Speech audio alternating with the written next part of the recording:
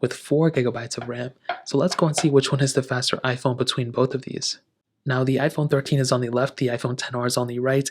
All the apps are clear in the background. I'm assuming the iPhone XR is going to be slower, but you never know. Let's go open up the phone calls, 3, 2, 1. And definitely even there, you can see the iPhone 13 a little bit slower. Music, 3, 2, 1. And I don't know, I think the XR was a little bit faster there, but they both were kind of the same thing. App Store, 3, 2, 1. And you can see we did get into a little bit of a different pop-up on both. I hate when this happens, but I guess there's nothing we could do about it. In terms of the scrolling speed, we can go and kind of click around and click on this one, for example. I think the 13 was probably faster. Photos, 3, 2, 1. We're probably going to get into a pop-up here. I guess we didn't. Swiping around, you can see pretty much the same thing. Camera, 3, 2, 1.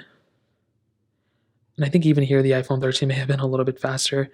And the Mail app, 3, 2, 1. And for sure there, the iPhone 13 was much faster. Hopping out of this one, as always, we have a bunch of these third-party apps we can go and kind of test out. Let's go and get it started. Let's do Twitter, 3, 2, 1. And the iPhone 13 was faster. The iPhone XR a little bit slower. Facebook, 3, 2, 1. The iPhone 13 far faster. iPhone XR much slower. Fruit Ninja, 3, 2, 1.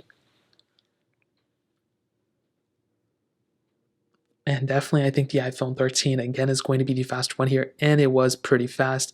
The iPhone XR was a little bit slower, nothing super crazy. Let's get into Stack, 3, 2, 1. And you can see with the XR, it kind of glitched up a little bit. Surprisingly, I wasn't expecting that.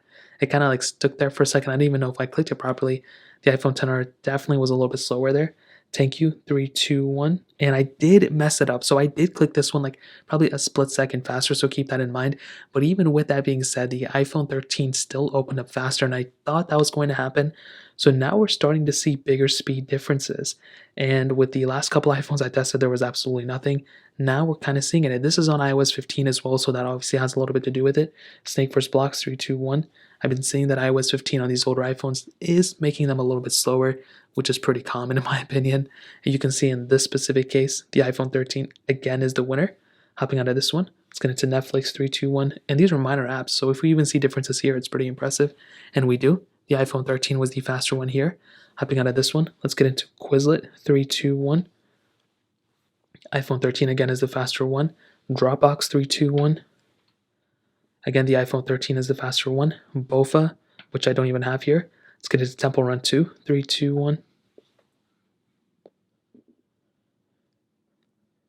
And it quite possibly may be that the iPhone 13 again is the faster one. So this is pretty impressive. Again, we're on iOS 15 on both.